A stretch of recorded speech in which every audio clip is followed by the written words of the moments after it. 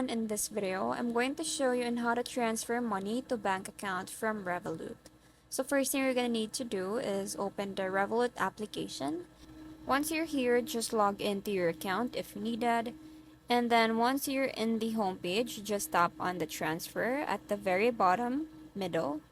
And then in here you will see all the people that is saved on your account. So since you want to transfer it to a bank account, you just have to tap on new. And from here you can choose what transfer you would like to do. But since we want to do a bank transfer, then we tap on bank recipient.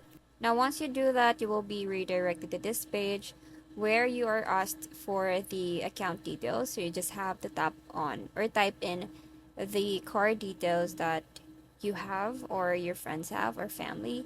And then once you're done, you just have to tap on that blue arrow and double check everything before you confirm. And that's it. I hope you find this video helpful. Thank you for watching, and I'll see you in the next one. Bye!